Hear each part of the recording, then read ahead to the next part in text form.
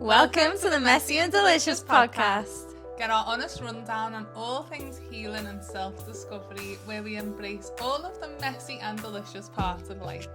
This is the place where we are shedding the shame and sharing it all. Hello, welcome back. Welcome back. So self-love is so amazing and transformational and beautiful, but it can also be really weird, and there can be all this pressure with it, and there's also this performative element to it as well. Yeah, it's almost like somewhere along the way, healing becomes this checklist of things that we need to do all the time. Wake up at 5 a.m, meditate for 40 minutes, journal about the whole of your childhood trauma, don't watch Netflix, don't drink wine, all these things that we feel like we have to do, but we're not doing any of that.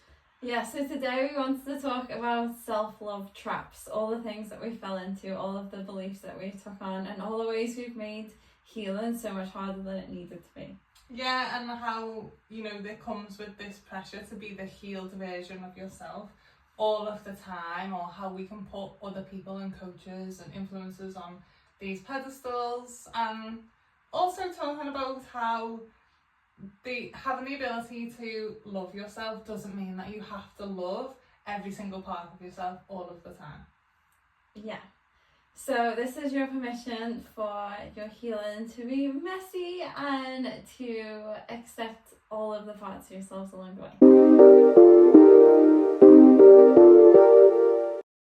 So I think one of the biggest traps with self-love work is the idea that it's a checklist that you have to tick off, and it's like we see our healing as a checklist, and we're like, oh, I've healed that, and I can love that now, and I can love that now, because it doesn't work like that. And I think it can be really easy to want to see it like that, because it seems easier and it seems like a linear path, like, oh, I love this about me now, or like I can accept this, I can accept that, but it doesn't work like it's not a one and done thing, because we might get to a point where we like an aspect of ourselves one day, and we can maybe like accept our face or something like that, and then the next day we wake up and we don't feel the same way, but we've already ticked it off the list, and then we feel like, oh, but yesterday I was okay, so then we kind of, it feels like you're going like one step forward and then one step back. Yeah, and it just feels like you're kind of getting nowhere, and I think then we can like kind of lie to ourselves and tell ourselves, oh no, I still do like my face today, and like kind of bypass what we're actually feeling because we've ticked it off the list. And I think with all healing stuff, it's like that process of with somatic stuff, they always call it titration, so it's like you kind of like get a bit and then like adds like little bits at a time, and it's like it's a process and it's not a linear thing, and it takes time for it to work, and it's not just that we get to take it off and we're like, boom, yeah, I love this aspect of myself now. And I think with like reading self-help books as well can get very much, I feel like self-help books reveal all of the things that need to be healed, and then we kind of physically or just mentally like note down all of the things we need to heal in ourselves. And we give ourselves a checklist then. Yeah. Done this. And I think the healing journey isn't supposed to be a checklist. Like, no. I think sometimes the checklists are good for helping us with part of our healing journey.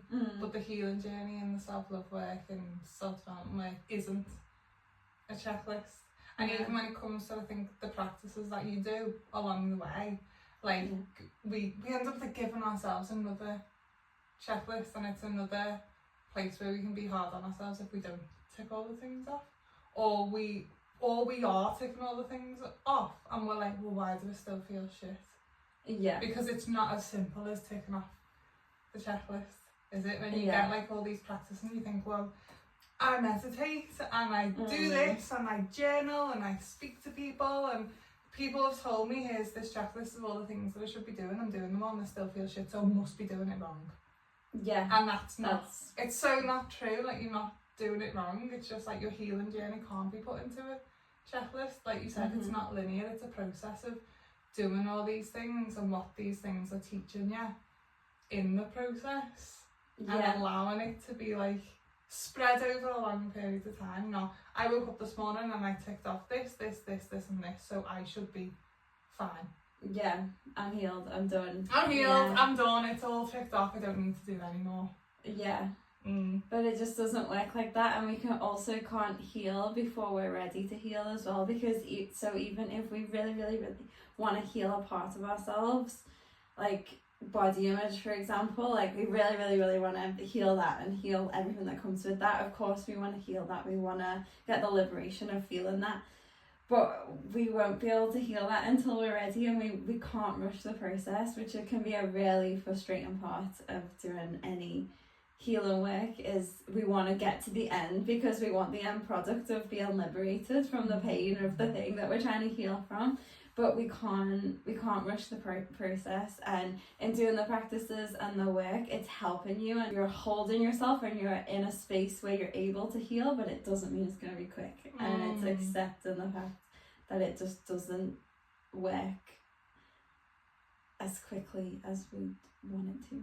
I think like when we want that so much as well, like we want to get to the end, and we see other people doing it and we see that it's worked for them, and they're like, well they got there, so if I just do all these things, I'm going to get there, and I'm going to get there fast because they did. Your journey's different and you are different and your experiences are different as well. I think sometimes we want to skip the middle part where you need time to integrate all the stuff that you're learning as well. And I think what is such an easy trap, I think, in this healing journey is like, okay, what next? Yeah. Like, I've healed me inner child, what's the next course I can go on? Who can teach me the next thing? Oh, I've done the trauma work, now what's next? Oh, I'm going to go and learn about this. And because you learn it, you do it, and you feel so good in the moment, you just look for the next thing. Yeah. When you learn so much and you do so much of the healing work, like, we're changing ourselves, aren't we, on literally like on a physical level, like we're altering our brain chemistry, everything about us is changing, and we need time to let that sink in and integrate like this new version of us and get to know the world in a way as this sort of new person, having like healed and gone through this sort of work. But then we overwhelm ourselves again. It's this checklist, isn't it? Okay, inner child done, next trauma, next relationship work, next this kind of wound that I'm working through, and we can just go because we want to get there so fast. And this is not a checklist that we can rush through, because you're gonna overwhelm yourself, you're gonna get burnt out, and then like this healing journey, which is lovely and amazing, it's also really hard work and emotional. But you're gonna make it so much harder for yourself when everything is really hard and emotional, instead of doing some work and giving yourself the time and the compassion to integrate it all and let it all land. And like live as this person, and then like, because wanting to do the work on yourself is amazing. That's what gets you to the point of liberation and then joy and freedom. But I think those moments of rest and just allowing and trusting the process is so important. We don't want to just get through the checklist so fast, because then you'll never get through it all. You just never get through it all. It just needs time to integrate as well. And I guess it's like how, like, if we think of like physical wounds, like where like we've got all these things that we need to heal kind of thing, and where they're like banging plasters on everything, like it's not, like, we need actual time to let it heal. Like, it's not going to heal right away. It actually needs to be integrated and take its time, and it will take its sweet ass time. It'll be so much longer than we want it to be, because that's the painful part. That's the part where everything like moves and changes and shifts, and it's like you become someone else, and it's like a whole identity crisis over again. Of course we want to rush that bit because that's the uncomfortable bit, but we just can't rush the process. And every single person is going through some kind of healing journey, and they might not be in the healing like world kind of thing, and they might not be doing all the practices, but even people who are not doing all of the practices, as humans we're naturally going through and healing things just naturally. When you're doing the like quote unquote healing work, we're like throwing ourselves in the deep end of it, because we're naturally going to evolve as humans anyway, but doing this, we're throwing ourselves in the deep end, and sometimes I think we forget how to swim, like how to like cope, because we're just putting so much pressure on ourselves to do all of the things, and a process that's meant to take a lifetime we try and put into like a 1 week retreat, and we're like, oh it didn't work, I wonder why it didn't work. And of course, because this stuff takes years, doesn't it? And it is a trap that we can fall into, and I fell into that trap, like, me too, on the line, times. Like, so many people have. Kind of like what I said before, when we do one thing and then we learn another thing and then we go on this retreat and then we go on this course. I think that can sometimes become another plaster, like you said. So sometimes, like, when we're unhealed and we've got a lot of stuff going on, a lot of the stuff that we naturally turn to before we know any better can be like alcohol, drugs, partying, whatever, all the numbing stuff to numb from what's actually going on. We do all that, and I think sometimes this work can turn into that if you're not allowing yourself the time to actually integrate the work. So everything, even though you could be doing the more spiritual self-love healing practices, if you're not allowing yourself the time to integrate, you just look for the next thing. You are just, like you said before, it was like such a good metaphor, you're just putting more plasters on, you're just covering more up. You're not healing. You're healing on the surface, not like the deeper wounds, and giving yourself that, because you can't heal that fast. No, it's not a 1 week that I've done this course, this is healed. It's just another thing that you're convincing yourself, oh, but this is at least better than what I was doing, and going. And I do think it is obviously better, because those things are more damaging for us. Like the other common stuff, so it's kind of better, but it's still not. Does that make sense? No, that makes sense. I feel like we put it on like I can never say that word. Pedestal. And see it as like, oh, this is the right only way, and this is gonna fix it. And I feel like it can just really take away from the healing that can actually happen, and like in between, like afterwards or in between, or just taking time to like let things process and let things integrate. Because your whole body has to come on board then with the newness. It's like, oh, we're healing this now, okay, like it needs time to process. Another kind of trap is I always call this the I'll be happy when trap. Like we fall into the I'll be happy when, and that is like such a trap, because you will not be happy when insert new thing that you think will make you happy. I'll be happy when I get a new job. I'll be happy when I make more money. I'll be happy when I move out. Or not even like I'll be happy when, like I can do this when, like whatever you think it is, you think a certain thing's going to come along and it's going to make you happy, or it's going to give you the space and time to be the person that you want to be. It's not. It's not. Things might be a little bit easier when, but if you don't learn to be happy now, and you don't learn to make the most out of life now in the everyday moments, you are not going to be happy when you make more money or when you get a new house, because you're not learning how to be happy with yourself. So it kind of leads on from the checklist things. Like we think the checklist of things that will make us happy, except they won't, because you'll get one of them and then you'll just replace it with the next thing. Because you're not learning how to be happy now. In the present. I've done this so many times, like throughout my life, is I'll be happy when, and it hasn't really even been a big conscious thing. It's just something that I've had in the back of my mind that, oh, this is when I'll be happy.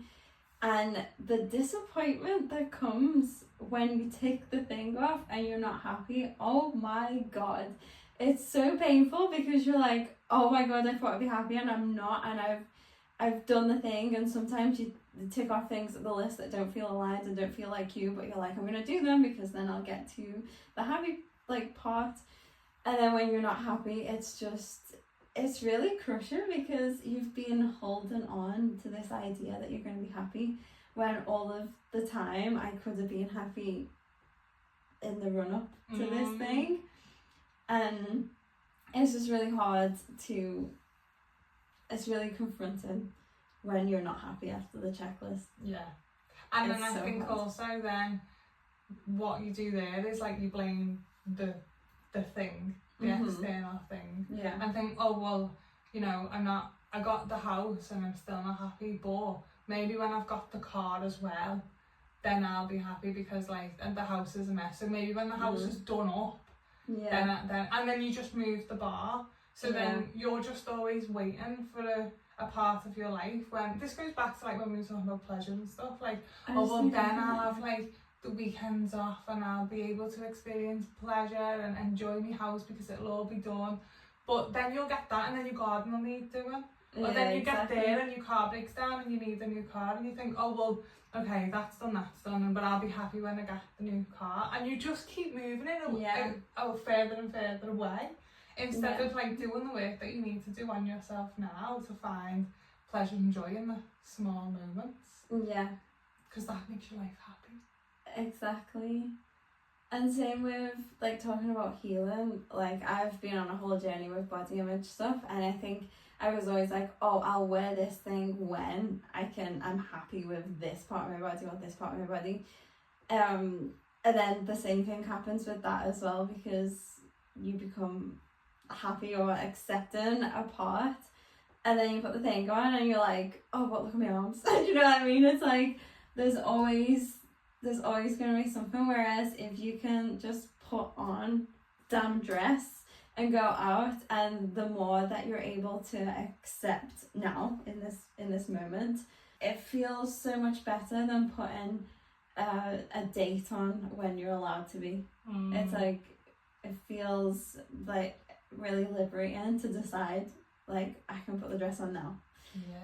And it's a complex one because like you might not feel like you want to put the dress on now. But I just know for myself, if I put it off and I wait until I've achieved a certain thing or achieved a certain level of self-love or whatever, it just doesn't feel the same as working with how I'm feeling now and going with what that is instead of waiting until I'm feeling a certain way, because that feeling might not come. It for a long doesn't. time. Yeah. It doesn't unless you're doing this sort of work alongside. Yeah. It just doesn't come. Yeah. Does it? When you're putting your happiness or your acceptance or your self-love for yourself on a thing, you're never gonna get it. Yeah. Because it never comes from external. No. Never ever. Yeah. So you'll just be running in circles for your whole life. Yeah. It never comes. And it's not an easy process, and it doesn't happen like that. Yeah. And I was the same with my acne. But one of my things was always, when my skin clears up, I'll do this. When my skin clears up, I'll be confident to talk on camera. It was always, when my skin clears up, I can do all these things, I can be all these things. I've still got acne and I'm 29.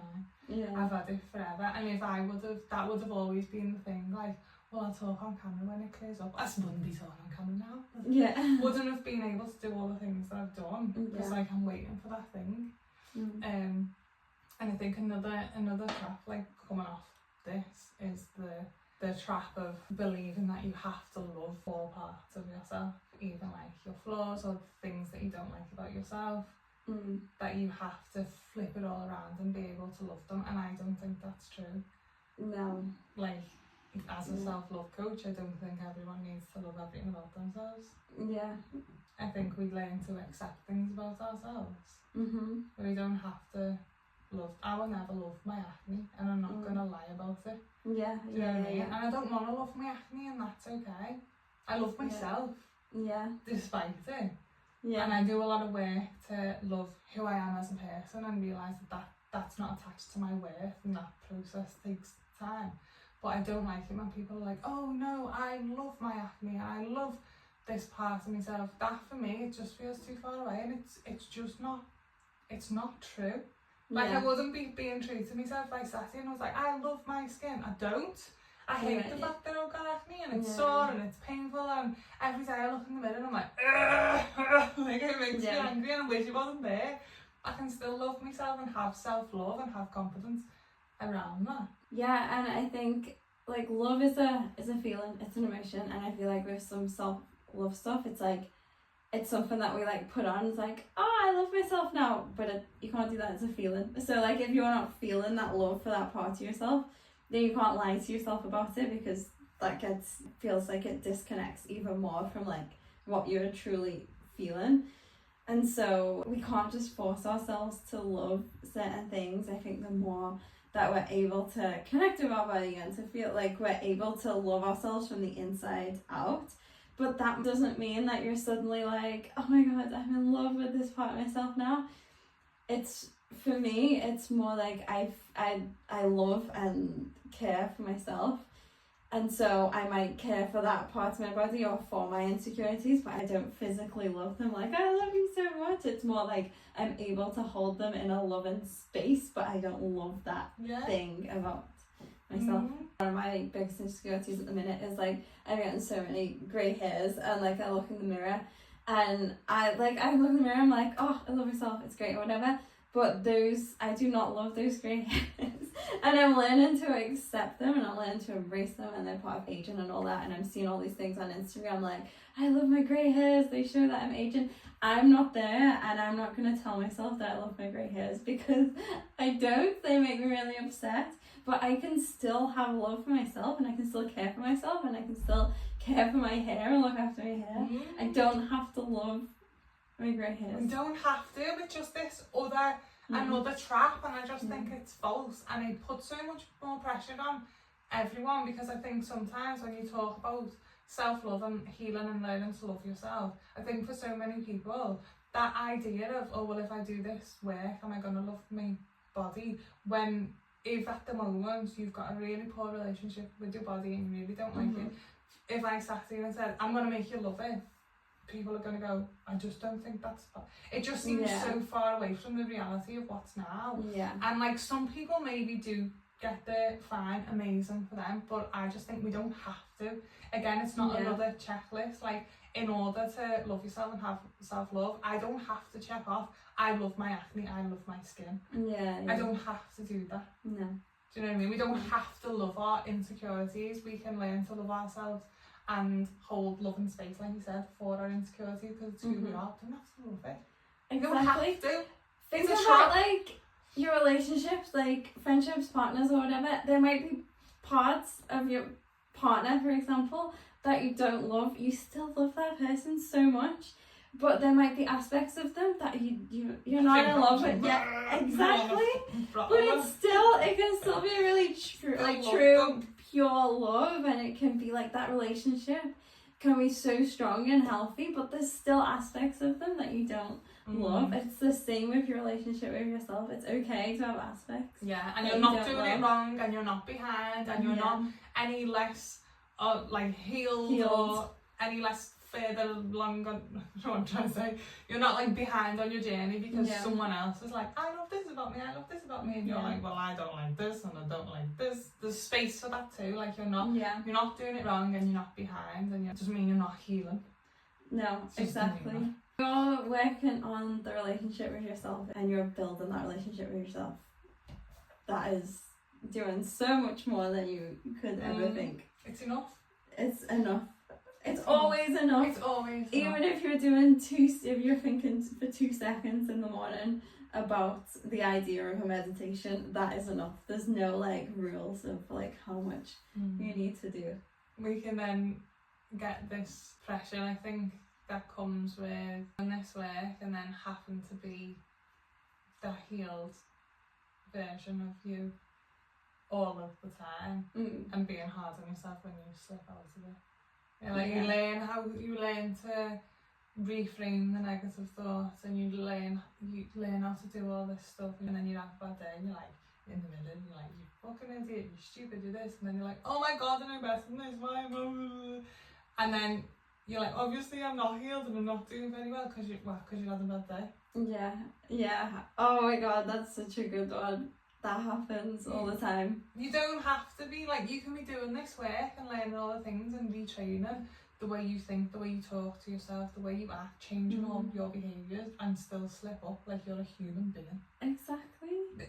Like we said at the beginning, like this it takes so long, and that's gonna happen so many times. And there's so much space for that. I think sometimes people are like so quick to jump and pull you up on that. And it's like, just have a day off, will you? Just shut up. Like when people are like, oh, you're supposed to be all this, that's not very self-love, coach up. Shut up. Yeah. I'm a human and I'm having a bad day. Fuck off. Do you know what I mean? I know. Oh my god. No, that's such a big one. And I think like with the work that we do as well, like being a self-worth coach, and if I'm going into a workshop and I'm not feeling like I am, like if I'm not feeling absolutely incredible, like there's this little voice in my head that's like, oh my god, you say you're a self-worth coach and I feel like shit. Yeah. Oh my god, it's straight in there. And then I just have to have a word with myself and be like, wait a minute, no, there's no need for that. To be exactly. So much of this, I think, from the way that we teach and hold space as well, is around being human. Oh, isn't it? Yeah, it's so important. Like being human, just like leveling the playing field on the first second and be like, I am not more healed than you. I am not on this hierarchy. There's no hierarchy here.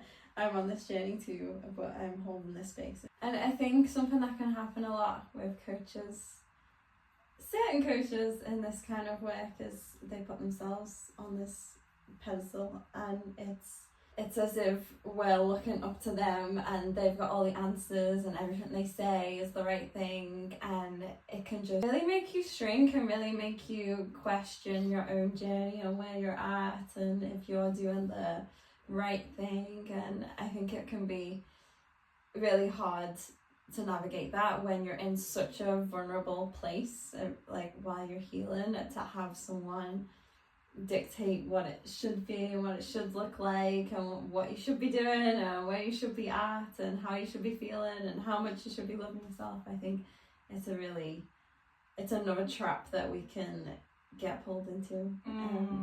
Into believing that someone else has got all of the answers and can heal you.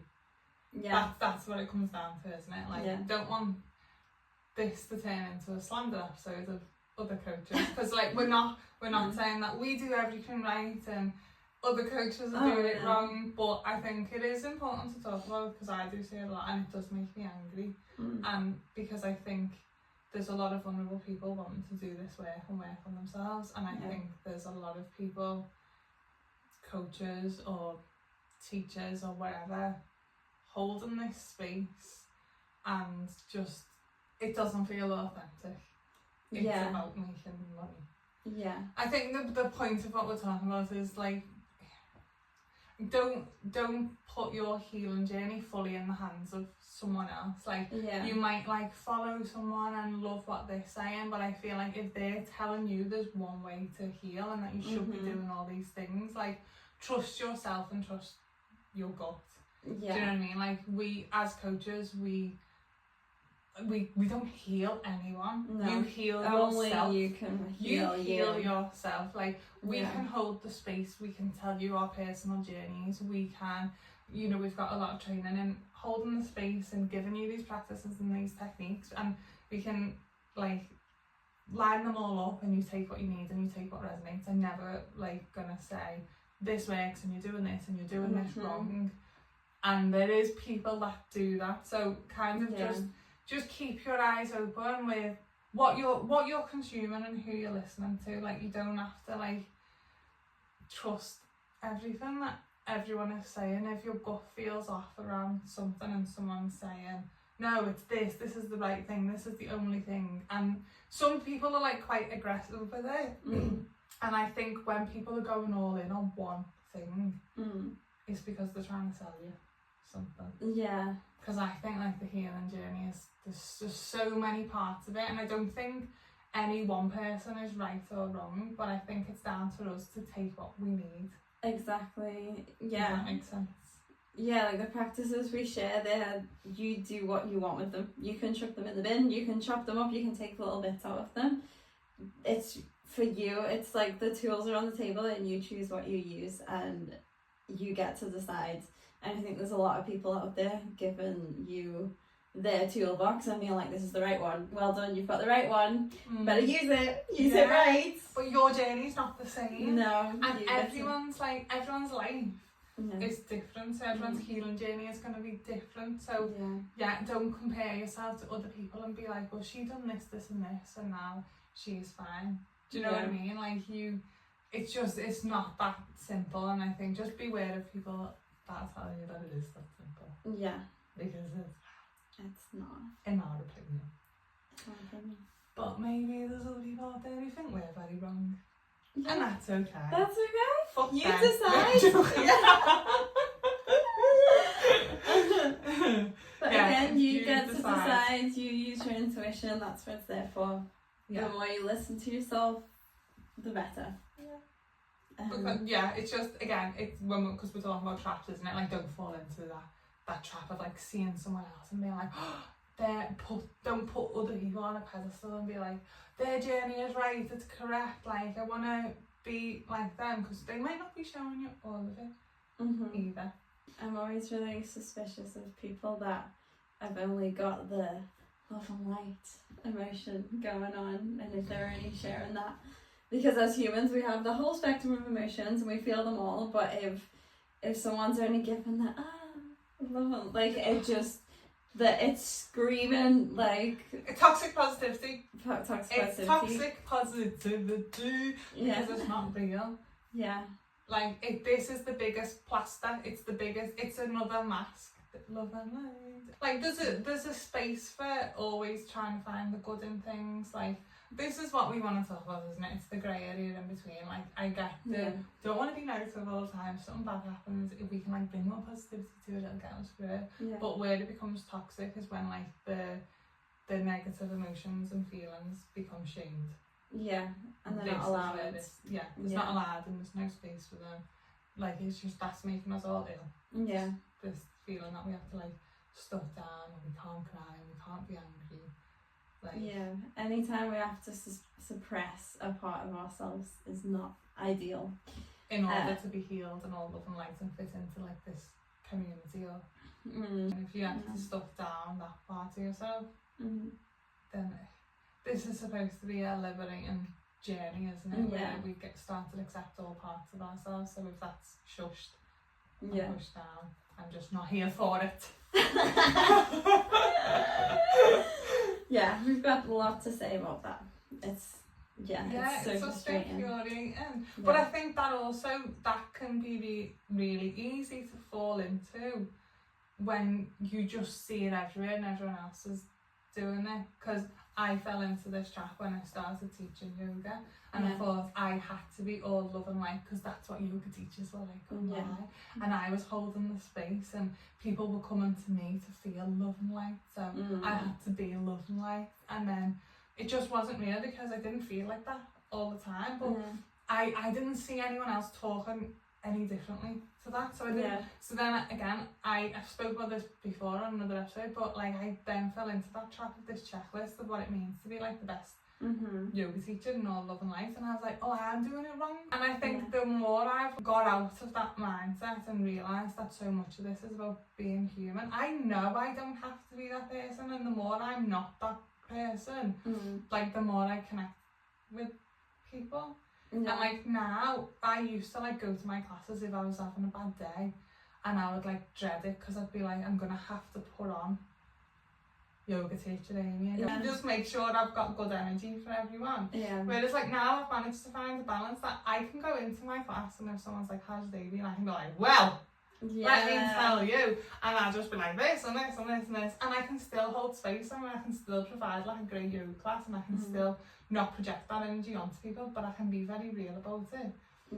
And then in doing that, people know that my class is a space where they can come and do that too. People will come into my class and be like, my kids are fucking knobheads today, I hate them. And there's no shame, there's no judge, because we know that you don't mean it. And then someone else goes, oh, mine too, for fuck's sake. Oh, I can't wait to have this hour away from my husband because he's and then it becomes this space where that is allowed, it doesn't need to be a space where, oh my god, now and everyone is all like, because it's just a mask, and it just makes you feel more alone when you want to be like, exactly. Do you know what I mean? Yeah, it's way more isolating. Yeah, it's really lonely to be like, oh, I have to be like this.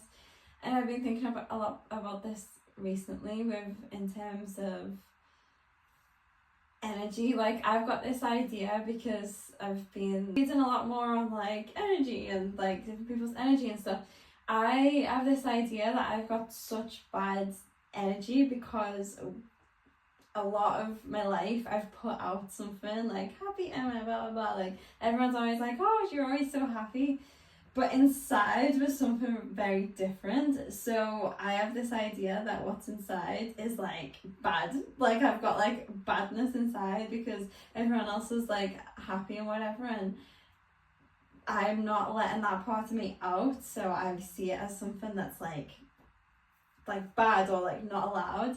But the more I'm able to express that part of myself, and it's not bad, but the kind of darker side and the anger and the rage and the frustration and the sadness and all of that, the more that's allowed out, the less I feel that I'm bad vibes. Do you know what I mean? Like, the less I'm like, oh, they're gonna get on to me, that this is like, there's like bad in me kind of thing. The more you like allow it to come out, the less you're like squashing down, and the less it brings up that narrative, which the narrative for me is that I'm like fundamentally bad in a way kind of thing, because these emotions are associated with that, or we're associated with that. So yeah, I just think it's so important for us to be able to express it all. Yeah. And not squash it up. Not squash it and not fall into the toxic positivity trap. Because you don't have to be happy and love and light all of the time. No. It's bad for you. Bad for you. And I think along the lines of the quote unquote bad stuff, we can really get sucked into putting things in a box that's bad in our healing journey. So me and Amy talk about the whole like, no makeup, no Netflix, no scrolling, no, just all of the things that are associated with bad, and not this like love and light, like happy healed person. And it's just crazy. It's just another way of telling ourselves that we're not enough and we're bad and we're not doing the right thing. And it's, yeah, maybe if we're constantly on our phones and constantly numbing ourselves from feeling things, then maybe like lessen it a bit. But the whole thing of like, oh, this whole thing is bad, let's shove it in the bin, and like completely take that out of our lives, I think can be really, I think it's got like this, I don't know if hierarchy is the right word around it, but like, oh well, I don't watch Netflix and I don't do this and I don't do this, so I'm better than everyone else. Yeah. You're not better than anyone else. You know what I mean? You're just not better than everyone else if you wake up at 5 a.m. and do a nice bath. Oh, for fuck's sake, can we stop talking about it? You could do whatever you want, right? But do not tell me you're better because you get in an ice cold bath at 5 a.m. You're not better than me. Just freezing your tits off. And like, this is not to say that people do that, or like it comes down to the intention behind it. If you're doing that with the intention of thinking that makes you a more superior human, like just shut up. Just shut up. Do it because it makes you feel good, and it gives you all these things. Like, do it like if that makes you feel good, amazing. But don't make other people feel shit when they're not doing it because you think it works for you. And again, I just want to bring this back. People are going to get offended by this, but I just don't really care. But like, we're not saying that those things aren't good things. Those things really work for someone, and if that works for you, that's amazing. It is. It's just it can. I think so many people, they want to put other people down if they're not doing that. Well, what have you done this morning? I've been up at 5, not done this. And I'm good for fucking you. Do you know what I mean? Good for you. I woke up at 8, I had a coffee and I read in bed and I'm going to go for a walk. Yeah. Do you know what I mean? Like, I do think like the importance of a morning routine is so good for you. Like, I agree with so much of it, but it's the intention behind it and putting other people down. Like, you don't have to have done all these things. Do you know what I mean? Like, it's your healing journey, your life, the way you live. Just coming back, it isn't a checklist and it's not written by someone else. Do you know what I mean? Like, exactly what you said about Netflix and makeup. Like, these are all traps that we've been in. I thought when I was like trying to heal like my relationship with how I look because of my acne, like for years I didn't wear makeup because I thought, well, now if I'm on this self-acceptance journey, then I can't, how can I be a self-love coach and talk about accepting yourself if I'm going to wear makeup and cover it up? So I can't do that. Why not? Yeah. Do you know, it depends on the intention behind it. It's the intention. I like wearing makeup. Makeup makes me feel nice. I don't have to wear makeup. It's not a mask, so sometimes I wear makeup, sometimes I don't, and I get to do both. It doesn't make me any less healed. It doesn't mean I can't like share about accepting my acne while wearing makeup. Who says that? Yeah, I know. It is, and it is the hierarchy thing. Like, the healing journey isn't about becoming a better person. The healing journey is all about you feeling more liberated in yourself and feeling more at peace, more aligned, like all of those kind of things. It's not becoming better than anyone else. And I think if that's where, and I was definitely in that place, and I did the makeup thing, no makeup thing. I was like, oh, look at me walking around with no makeup on, I'm so healed. Like, so I bet she couldn't walk down the street with no makeup. I bet she couldn't walk down. Like, what the fuck? Like, that's crazy. Such an unhealed version It's of you such coming out feeling like, Yeah. I bet she can't do that. Exactly. I'm so much more healed. No, you're not. No, you're not. You just haven't put any fucking mascara on today. It doesn't mean that you're better than anyone. Like, it's crazy. And I think when you're healing and you're in this vulnerable place and it feels like, oh my god, it's really nice, the idea to think that you're better than other people, because it kind of validates the idea that you're going through all this pain for a reason. But the reason isn't that. The reason is to feel good in yourself. Feel good in your own skin. And I think that is very easy. That was a trap that I was fell into, because I was doing so much work, and I think I was trying so hard, and like what you're saying with the Netflix thing and like with the alcohol, and it's like, oh, look at me, I'm so like detoxed and cleansed, and thinking that I was so much better than everyone that goes out drinking every week. Yeah. It's just the intention behind it, isn't it? I was the same. Like, I stopped drinking, I didn't touch alcohol for like a whole year, and that was a lot to do with my mental health, to be fair. Like, when alcohol would really affect me mental health, but then I was like, no, I don't need it, I will not drink, blah blah blah. And like, now I drink again. I don't drink very often, but we come back to the grey area.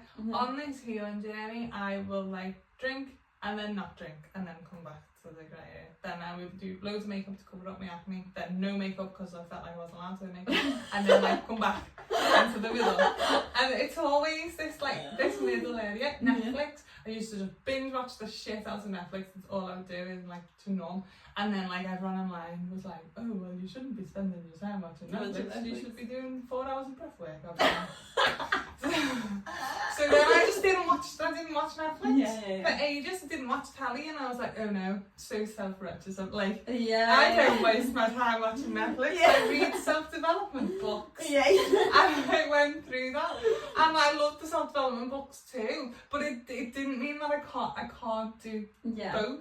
And then people talk about it and they'd be like, oh no, I don't watch Netflix. Do you know what I mean? Oh my god. You think there's a part here that's like, because the people online that get up at 5 and do ice baths and don't watch Netflix, they convince you that you, to be a better person, you have to get on board and all that. And this, again, it's just another trap that you fall into. Like, I understand it, because these are all kinds of things, right, that we use to cover up or numb. So if you're realising that you are watching Netflix all of the time or scrolling to numb out and to distract yourself from what's really going on and you're not doing the work, then it's a problem, right?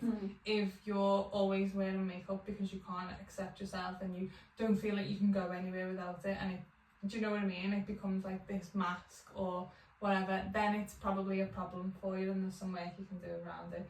The alcohol, if you can't get through the week without needing alcohol to just numb out and get away from everything, then whatever. But do you know what I mean? There's finding the balance with these things. Like if you're using them all as numbing distractions, it's not very good. But if you're like completely going without because you think it's going to make you a better person and more healed because the 18-year-old fitness coach online tells you that.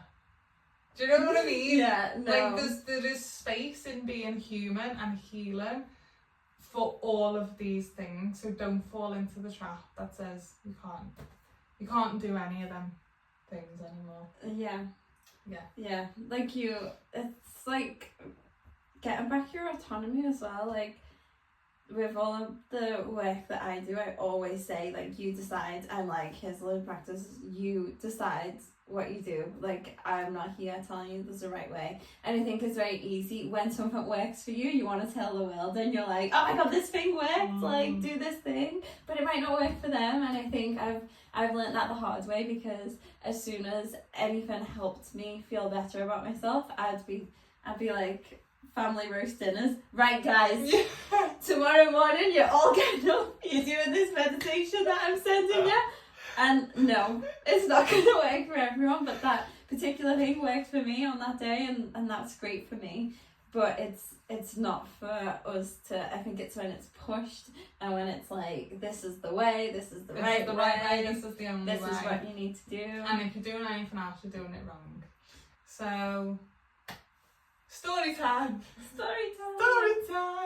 So a couple of years ago, me and Emma, we went to a festival, didn't we? We went to like this festival, healing festival? Yeah. I don't know what you want to call it. It wasn't like a music festival, it was like this place where there was going to be yoga every morning, sound baths, live music, aerial stuff.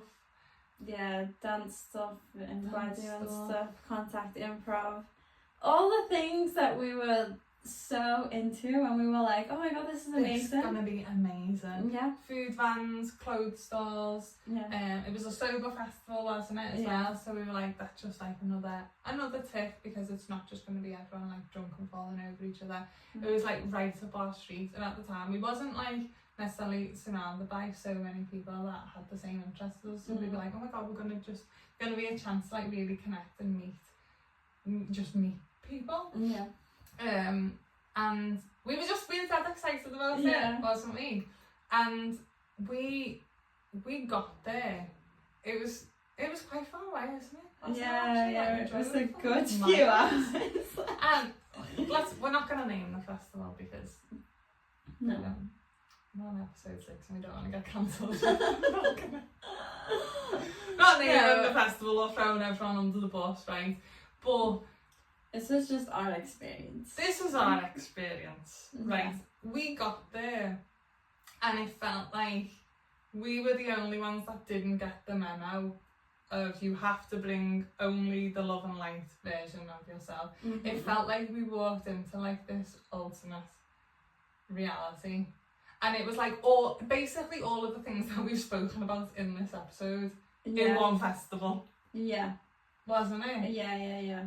And it just, this isn't to like have a go at other people or shame other people. It's just what we felt in the moment. And like none of it felt authentic. It was like everyone was wearing this love and light mask. It's like everyone was trying to be this, because they were at this festival, it was like they had an idea of who they had to show up as. And then we just felt like we just didn't fit in there at all. Yeah. Didn't we? Yeah.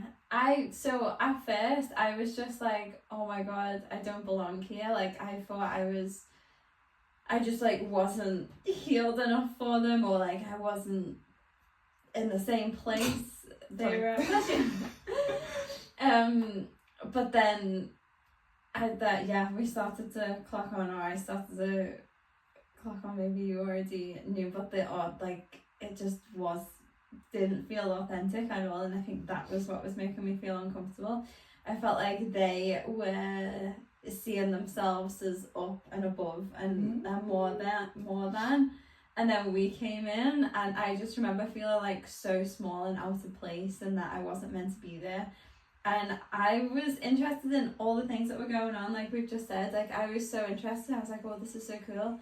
But I just felt like I wasn't meant to be there, and because I wasn't love and light enough. And it was really hot, like it was really uncomfortable. Like, it was. Yeah. Yeah, when we first got there, because we were so excited to sort of be in this space with all these people and enjoy all of these offerings. And I think we just immediately felt like we're just like two Scouse girls who weren't as healed or as good as everyone else. And it was like that sort of hierarchical energy coming from so many people. Like, you could just feel it. And like, looking back now, like I think in the moment we weren't as fully aware as we are now, and like looking back we were like, oh my god, all of these people were just masked the hell up and like trying to be this spiritual person. They were checking all the things off the list: floaty pants, incense sticks, like, do you know what I mean, like doing all the things, looking a certain way, doing all the practices, and it just didn't feel authentic, and we felt like we were in the wrong space. Do you know what I mean? Because we were looking for connection and all this stuff, and we didn't fit in there. Yeah, and I think as well, something that came with that, which feels horrible, is that, like, oh, look at them. It was kind of like, oh, look at them, like they're not in our world kind of thing. Like, oh, look at them trying this stuff. It didn't feel welcoming at all, because we wasn't fitting this in this box, in this checklist, and it was really isolating, because as someone who's felt isolated the whole life and a bit different, a bit weird, I was like, oh, I'm going to a place. I think that was the thing as well, but I'm going to a place and like and people are gonna understand because they've got similar interests, and it just did not feel like that at all, and it felt like they were looking down on us and being like, like, oh, look at the state of them, they're not there yet, like they're not us. And it was really hard to actually process that. I mean, we had a laugh, we just ended up laughing the whole time. After like the first 10 minutes, we were like, fuck this, we may as well just have an absolute laugh again. And we did. And people were like, you know, as if to be like, what's wrong with these two nutters laughing, like this is all so spiritual and deep. I think this is like the kind of the point that we're getting to, isn't it? Like, not everything has to be oh so spiritual and deep and serious all of the time. And like the healing doesn't have to look. It was, wasn't it? But you just know it wasn't authentic. Like, all of them were acting a certain way. Like there wasn't any sort of sense of real, genuine expression from anyone. I felt it was like they all had this idea of the person that you have to be there, and it's just not what healing is about. And if you're in places where you feel like that, I just think it's not the healing journey, and a thing has become so performative and this aesthetic that you have to fit in with, and we just don't subscribe to that. No. Subscribe? Is that subscribe? I feel like I've said that before. We don't but believe in that. But we did. We ended up just having such a laugh, and we were like, we're not gonna get out of this what we thought we were, so we're just gonna have a fucking laugh anyway. Yeah, like if you're gonna alienate us, we're gonna make the most of that, and we're gonna just loud scousers, just like laughing at all things.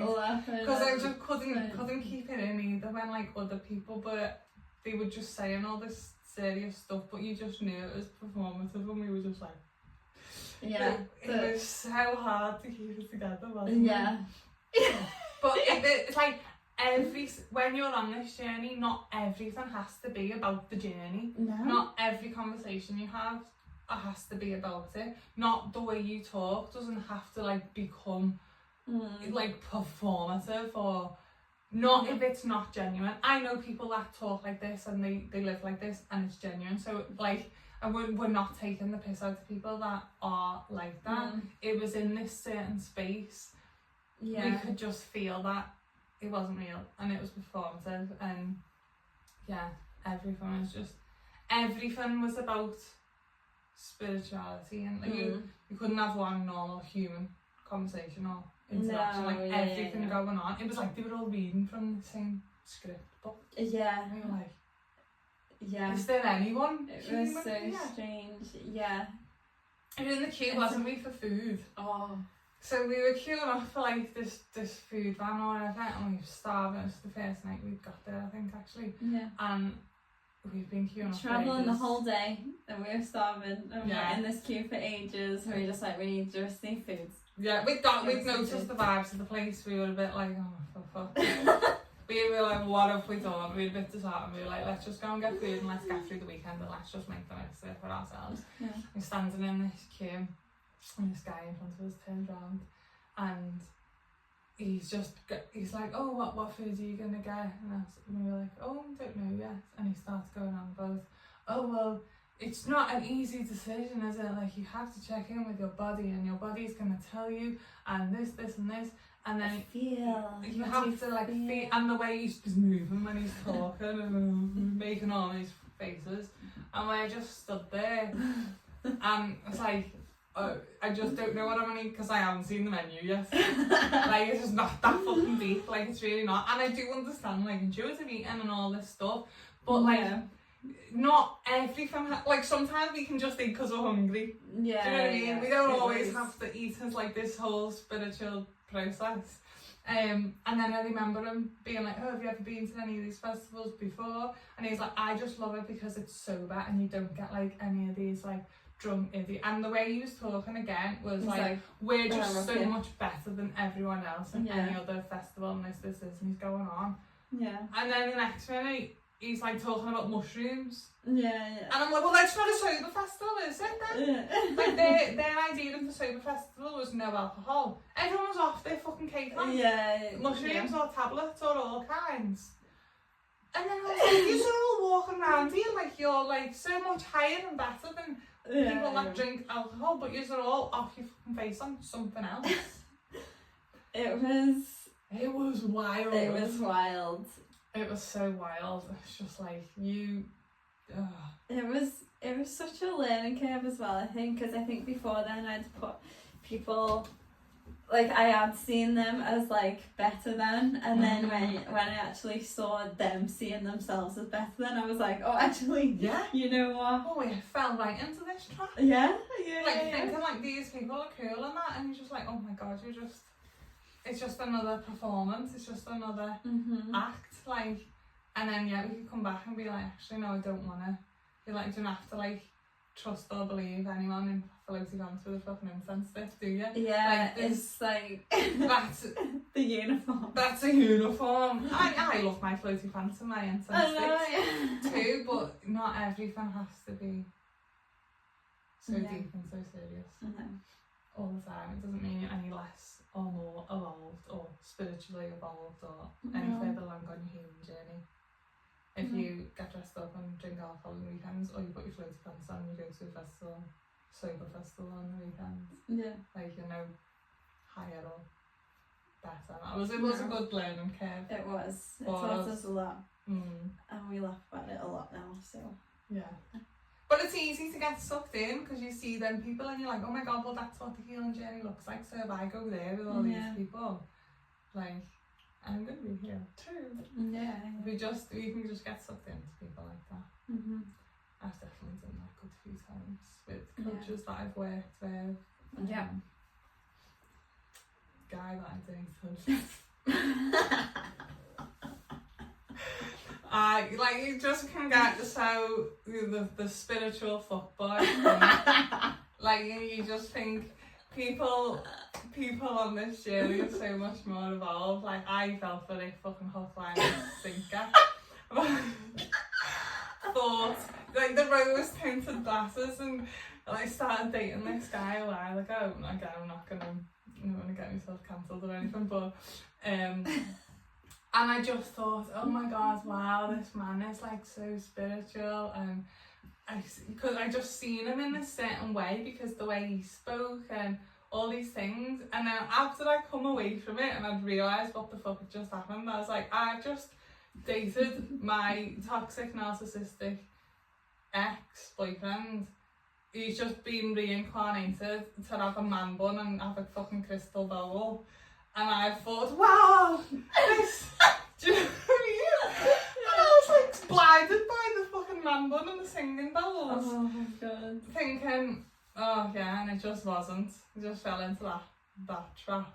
So yeah, don't trust people with man buns and crystal balls. But that is an unfair statement because I'm sure there's so many lovely men with man buns and crystal balls. Yeah. Crystal ball. Bowls! Bowls!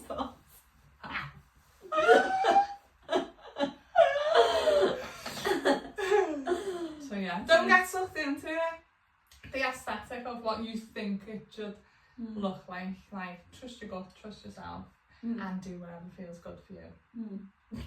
Yeah, ultimately, like, we don't want this to come across as just like a bitching session, but it's what we're just trying to communicate is to trust yourself and to trust your gut. And we just you don't have to listen to anyone, you don't even have to listen to us, you don't have to, just trust yourself and listen to yourself, and you'll be able to know. Yeah. And obviously we're right and we have all the answers and we know everything. Are we doing the right way? No, joking. Like, obviously, like, this and is... if you've... Sorry. No, go on. No, I was going to go off. Like we said before, we're just sort of sharing our thoughts, our feelings, and our conversations and our experiences, and yeah. And if you fell for these traps too, then we see you. We understand. You're not alone. You're not alone. It's okay. Don't be ashamed. It happens to us all. It happens to the best of us. So yeah, I guess these are like our self-love traps to look out for. Don't try not to fall into them, but also if you do fall into them, don't be so hard on yourself. Don't shame yourself. They're very easy to fall into. That's why they're there. Yeah. But yeah, thank you so much for listening and for being here, and we'll see you next time. Bye! Bye! Thank you so much for hanging out with us in the messy and delicious middle of it all. We are so glad that you're here. If you loved this episode, or if something made you laugh, cry, or feel a little more seen, we'd be so grateful if you hit subscribe, leave us a review, or share with someone who needs to hear it. You can also message us on Instagram at MNDPod, because we love hearing about what's landing for you, or even what you'd like us to talk about next. So big love, big feels, and we'll catch you next time on Messy and Delicious. Bye!